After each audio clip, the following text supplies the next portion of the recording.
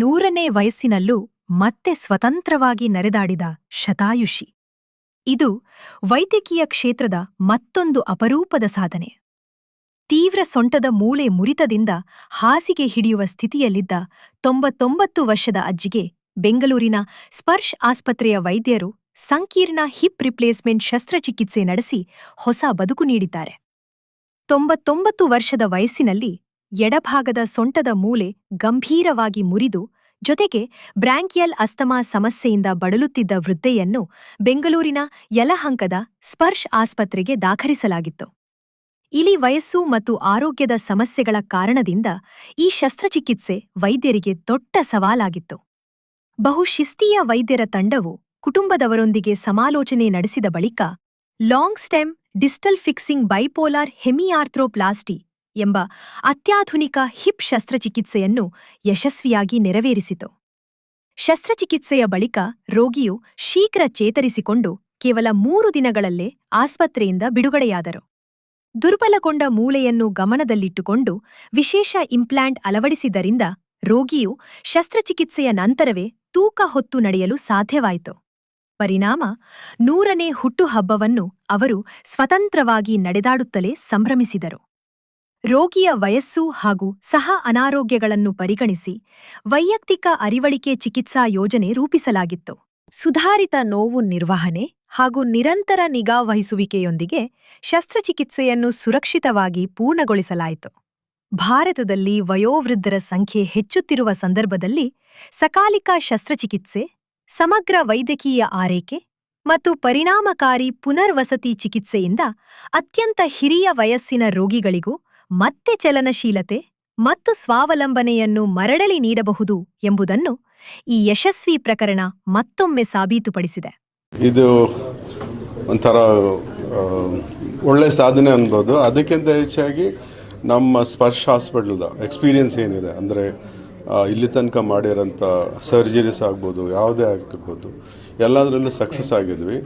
ಇದು ಒಂಥರ exceptionally, because ಅವ್ರದ್ದು ವಯಸ್ಸು ಜಾಸ್ತಿ ಇರೋದ್ರಿಂದ ಸ್ಪೆಷಲ್ ಕೇರ್ ತೊಗೊಂಡು ಎಲ್ಲ ಬೇರೆ ಬೇರೆ ಡಿಪಾರ್ಟ್ಮೆಂಟಿಂದ ಇನ್ಪುಟ್ಸ್ ತೊಗೊಂಡು ಮತ್ತು ಚೆನ್ನಾಗಿ ಸರ್ಜರಿ ಮಾಡಿ ಪ್ಲ್ಯಾನ್ ಮಾಡೋದು ವೆರಿ ಇಂಪಾರ್ಟೆಂಟ್.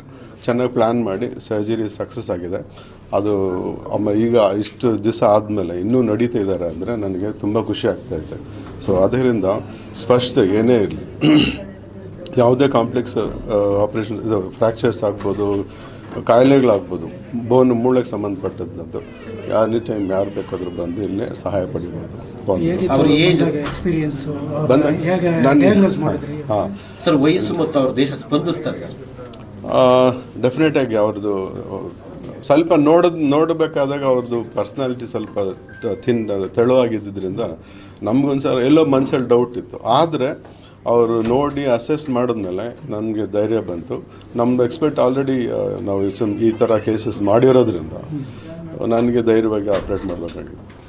ಮುಚ್ಚೆ ಇನ್ನೊಂದು ಪೇಷಂಟ್ ನಾನು ಹೇಳೋದು, ಹಾಗೆ ಕೂರ್ಗಿಂದ ಬಂದವರೊಬ್ಬರು ಹಳೆ ಹಾಸ್ಪಿಟ್ಲ್ ಇರಬೇಕಾದ್ರೆ ಅವ್ರದ್ದು 109 ವಯಸ್ಸು. ನನಗೆ ಅದು ಇದೇ ಥರ ಇದ್ದರು. ಅವರು ಶಾರ್ಟು ಥಿನ್ ಆಗಿದ್ದರು, but he was very active, mentally he was very active.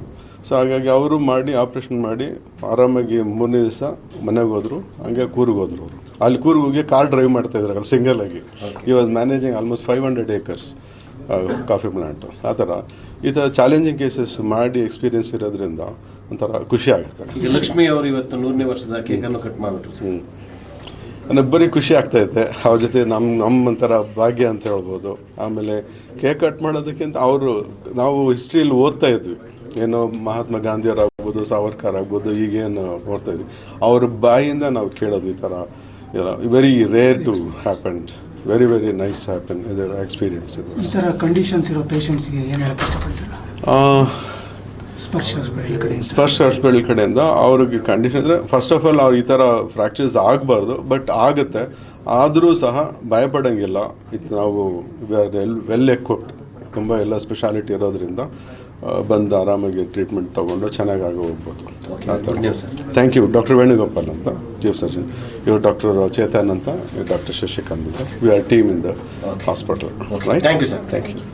कह सकते हैं गांधी जी के बारे में? छोटे थे, स्कूल कॉलेज के 10.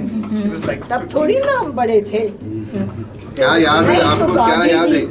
गांधी जी को रिस्पेक्ट देने के लिए हम लोग क्या, एक ड्राइंग रूम था, उसमें खिड़कियां थी ऊपर, तो हमारी माँ वगैरह कहती थी भाई तो देखो जब गांधी जी आए तुम लोग देख सकती हो, दर्शन कर सकती, पर ऊपर खिड़की से तो उनके पास सामने नहीं आना, उनकी बकरी भी है।